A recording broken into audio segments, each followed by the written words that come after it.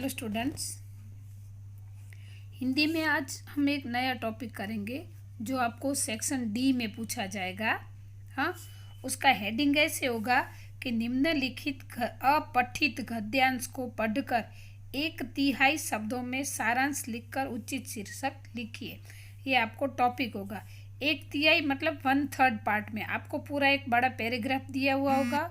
वो पैराग्राफ आपको पूरा 2 से 3 बार पढ़ना होगा।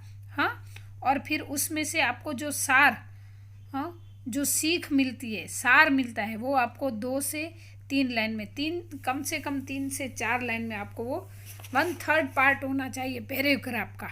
हाँ, पैराग्राफ का 1/3 पार्ट आपको लिखना होगा और उसका शीर्षक की नाम भी देना होगा। हाँ, तो पहले मैं आपको यहाँ पे ऐसे 2 पैराग्राफ समझाती हूँ ताकि आपको अच्छे से समझ में आ जाए। और इसको सार लेखन भी कहते हैं। सार यानी कि उसमें से हमें जो सीख मिलती है, वो उसको सार लेखन की। पैराग्राफ पूरा पढ़ा, उसमें से आपको जो सीख मिली वो आप तीसरे पार्ट में लिख रहे हो और उसका नाम भी देखो। तो आज आपको ये टॉपिक पढ़ना है। मैं सबसे पहले पूरा पैराग्राफ पढ़ लेती हूँ। हाँ, फिर उसका आपको सार लेखन, जो सार है वो भी पढ़ के सुनाऊंगी और उसका जो शीर्षक है कैसे लिखना है वो भी मैं समझाऊंगी। फर्स्ट पैराग्राफ है, किसी भी कार्य में सफलता प्राप्त करने के लिए व्यक्ति को दृढ़ संकल्प होना जरूरी है। गुलामी और आतंक के वातावरण में क्रांतिकारी किस तरह विद्रोह का बिगुल बजा लेते हैं। सूखी रोटियां खाकर और कठोर धरती को सया बनाकर भी देश को आज़ाद कराने का कार्य कैसे कर पाए महाराणा प्रताप। वह कौन सा बल था जिसके आधार पर मुट्ठी भर हड्डियों वाले महात्मा गांधी विश्व विजयी अंग्रेजों को देश के बाहर कर सके।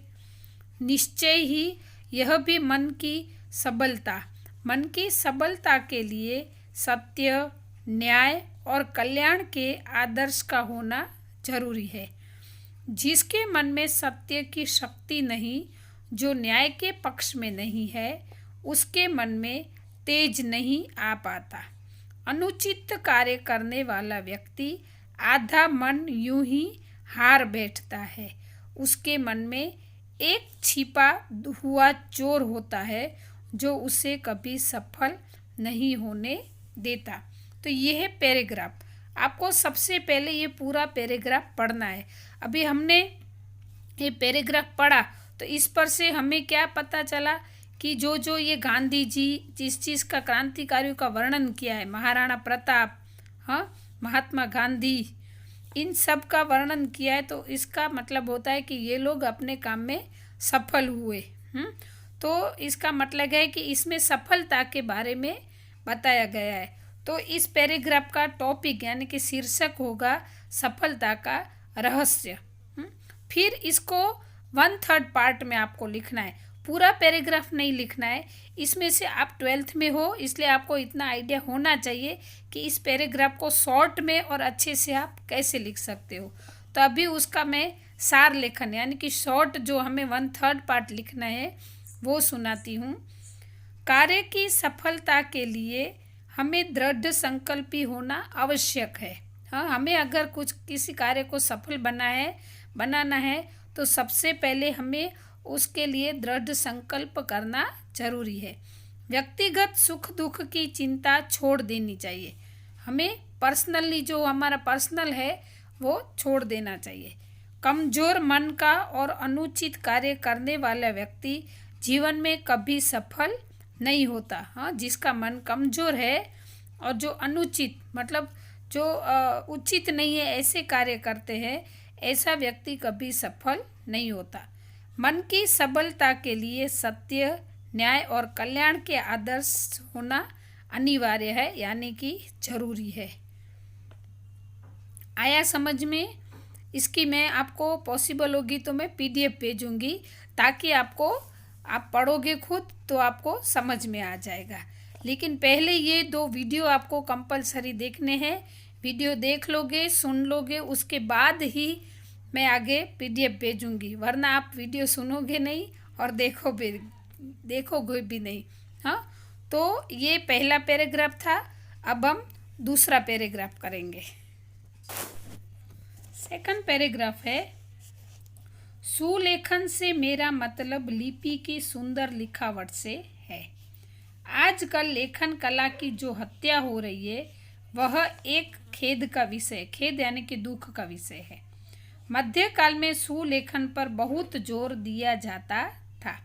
लेखक इस बात पर विशेष ध्यान देता था कि उसके अक्षर सुंदर, सुडौल हो, उसकी लिपि आकर्षक हो। समाज में भी ऐसे लेखक की बड़ी प्रशंसा होती थी।